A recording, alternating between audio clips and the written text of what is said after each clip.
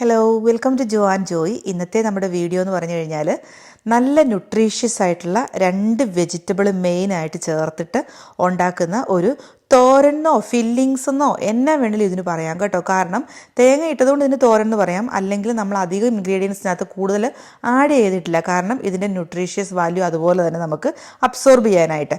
അപ്പം മുരിങ്ങയ്ക്കായും സ്പിനച്ച്, അതായത് നാട്ടിലിപ്പോൾ നമുക്ക് ഏത് ചീരയാണോ കിട്ടുന്നത് അത് ഉപയോഗിക്കാം കേട്ടോ.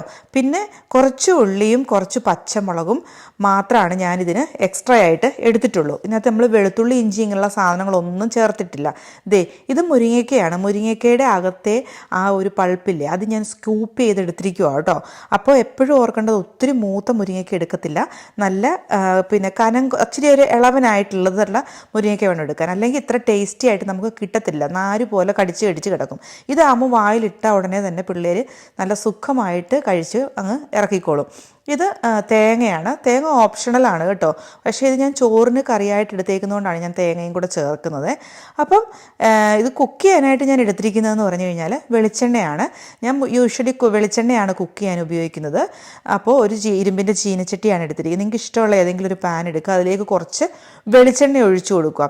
പിള്ളേരെ കഴിപ്പിക്കാനായിട്ട് മെയിൻ ഒരു പർപ്പസ് ആയതുകൊണ്ട് ഞാൻ അതിനകത്ത് കടുകും പിന്നെ അല്ലെങ്കിൽ പിന്നെ എന്നാ പറയേണ്ടത്, നമ്മുടെ വറ്റൽമുളകോ കറിവേപ്പിലയോ ഇതൊന്നും ചേർക്കുന്നില്ല. കാരണം എണ്ണയിലൊക്കെ ഇങ്ങനെ കിടന്നു കഴിഞ്ഞാൽ ഇത് കടിക്കുമ്പം പിള്ളേർ കഴിക്കത്തില്ല. അപ്പോൾ ഉള്ളി കുഞ്ഞുകുഞ്ഞായിട്ട് അരിഞ്ഞ് കുറച്ച് പച്ചമുളക് കൂടെ അതിന് എരിവ് കിട്ടാൻ വേണ്ടിയിട്ട് ഇട്ട് അത് നന്നായിട്ടൊന്ന് മൂപ്പിച്ചെടുക്കുക. നല്ലതായിട്ട് അതൊന്ന് ചെറിയ തീയിലിട്ടൊന്ന് മൂപ്പിച്ചെടുക്കുക കേട്ടോ.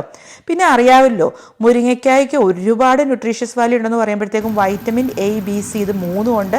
പിന്നെ അയണും അടങ്ങിയിട്ടുള്ളൊരു സാധനമാണ് മുരിങ്ങയ്ക്ക. സ്പിനച്ച് എന്ന് പറഞ്ഞു കഴിഞ്ഞാൽ ഫുള്ളി നമ്മുടെ അയണാണ്. പിന്നെ കാൽസ്യവും ഉണ്ട് സ്പിനച്ചിനകത്ത്. പിന്നെ ഫോളേറ്റ് പിന്നെ ഒരു എക്സ്ട്രാ ഉള്ളൊരു സാധനമാണ് കേട്ടോ സ്പിനച്ചിൽ. അപ്പം നമുക്ക് നാട്ടിൽ ചുവന്ന ചീരയാണെങ്കിലോ വേറെ ഏതെങ്കിലും വെള്ളച്ചീര കുപ്പച്ചീര അങ്ങനെ ഏതെങ്കിലും ചീരയാണെങ്കിലും അത് ഉപയോഗിക്കാം. മഞ്ഞൾപ്പൊടി നമ്മുടെ വീട്ടിൽ പൊടിച്ച മഞ്ഞൾപ്പൊടിയാണ്, അത് ഇച്ചിരി ഇട്ട് കൊടുക്കുക. ഇങ്ങനെ അതുകൂടെ കുറച്ചുള്ളിൽ ചെല്ലുമല്ലോ. അതുകൊണ്ട് പിള്ളേർക്ക് വേണമെങ്കിൽ ഇത് നമ്മൾ റോളിനകത്തോ അല്ലെങ്കിൽ സാൻഡ്വിച്ച് പോലെ ഉണ്ടാക്കി കൊടുക്കുകയാണെന്നുണ്ടെങ്കിൽ നമുക്ക് ഈ ഉള്ളിയും ഈ പിന്നെ പച്ചമുളകും തേങ്ങയും എന്നുള്ള ഓപ്ഷൻ മാറ്റിയിട്ട് ജസ്റ്റ് ആ എണ്ണയ്ക്കകത്ത് ആ മുരിങ്ങയ്ക്കായും ആ പിന്നെ സ്പിനച്ചും കൂടെ മാത്രം ഇട്ടൊന്ന് ജസ്റ്റ് ഒന്ന് വേവിച്ചെടുത്താൽ മതി കേട്ടോ. ഇനിയിപ്പോൾ നമ്മൾ ആ മുരിങ്ങയ്ക്ക് ഇട്ട് കൊടുക്കുന്നത്, കാരണം സ്പിനച്ചിന് അധികം വേവില്ല, അതുകൊണ്ട് ലാസ്റ്റ് ഇട്ട് കൊടുത്താൽ മതി. പിന്നെ വേറൊരു കാര്യം ഓർക്കേണ്ടത്, ഇതിനകത്തൊക്കെ ഉപ്പ് ആഡ് ചെയ്യുന്ന സമയത്ത് സ്പിനച്ചിന് നല്ല ഒരു സോൾട്ടി ആയിട്ടുള്ളൊരു വെജിറ്റബിൾ ആണ്. അതുകൊണ്ട് ഉപ്പ് അധികം ഇടാതിരിക്കാൻ ശ്രമിക്കുക. പിന്നെ അത് വെന്ത് വരുമ്പോൾ പെട്ടെന്ന് അങ്ങ് ചെറുതാകുമല്ലോ, അതുകൊണ്ട് എപ്പോഴും കുറച്ച് ഉപ്പ് മാത്രം ഇടുക. ഇപ്പം ഞാൻ തേങ്ങ ഇട്ട് കൊടുക്കുകയാണ്. നമുക്കിവിടെ ഫ്രോസൺ തേങ്ങ ആയതുകൊണ്ട് കുറച്ച് കട്ടയായിട്ടായിരിക്കുന്നത് കേട്ടോ. നിങ്ങൾക്ക് കാണാം, ഞാനതൊന്ന് സോഫ്റ്റാക്കി എടുക്കാൻ നോക്കുവാണ്. പിന്നെ തേങ്ങ പറഞ്ഞതുപോലെ തന്നെ ഓപ്ഷണലാണ് കേട്ടോ. ഇപ്പോൾ കൊളസ്ട്രോളൊക്കെ ഉള്ളവരാണെങ്കിൽ തേങ്ങ എടുക്കണമെന്നില്ല അധികം. എന്നിട്ട് ഇപ്പോൾ വേണം നമ്മൾ ഉപ്പിട്ട് കൊടുക്കാൻ. 1/2 ടീസ്പൂണേ ഞാൻ ഇടുന്നുള്ളൂ. നമ്മൾ ഹിമാലയൻ സോൾട്ട് ഉപയോഗിക്കുന്നതുകൊണ്ടാണ് ഈ റെഡ് കളറ്, പിങ്ക് കളറ്.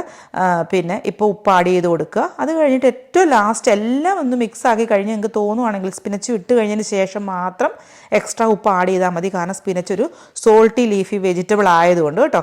അപ്പോൾ ഇതൊന്ന് കുറച്ച് നേരം ഇങ്ങനെ വഴറ്റി ഒരു 3 മിനിറ്റോളം വഴറ്റി നന്നായിട്ടൊന്ന് ആവി കയറി കഴിഞ്ഞ്, അതായത് ഒന്നൊരു ഹാഫ് കുക്ക്ഡ് ആയി കഴിയുമ്പോൾ മാത്രം വേണം നമ്മുടെ സ്പിനച്ച് ഇപ്പോൾ ഇടാനായിട്ട്.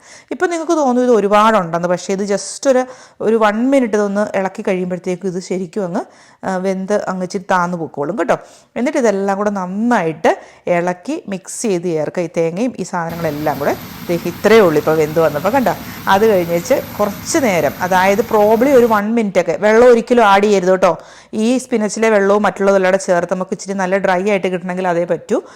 പിന്നെ അടച്ചു വെച്ച് ഒരു 1 മിനിറ്റ് കഴിയുമ്പോൾ ഒന്നുകൂടെ ഒന്ന് ഇളക്കിയിട്ടിട്ട് വീണ്ടും അടച്ചു വെക്കുക. 2 മിനിറ്റ് കഴിഞ്ഞ് എടുത്ത് നോക്കുമ്പോൾ നല്ല ടേസ്റ്റാണ് കേട്ടോ ഈ മുരിങ്ങയ്ക്ക്. അപ്പോൾ നിങ്ങൾക്ക് ഈ വീഡിയോ ഇഷ്ടപ്പെട്ട് കഴിഞ്ഞാൽ നിങ്ങൾ ആർക്കെങ്കിലും ഒക്കെ കാണാനായിട്ട് ഷെയർ ചെയ്ത് കൊടുക്കുക. ഇത് ഞാൻ പിള്ളേർക്ക് കൊടുക്കുന്ന ഒരു പ്രത്യേക ഫുഡ് ആയതുകൊണ്ടാണ് ഞാൻ ഈ വീഡിയോ ആയിട്ട് വന്നിരിക്കുന്നത്. അപ്പോൾ നല്ല വീഡിയോ ആയിട്ട് ഇനിയും വരാം. Thanks for watching.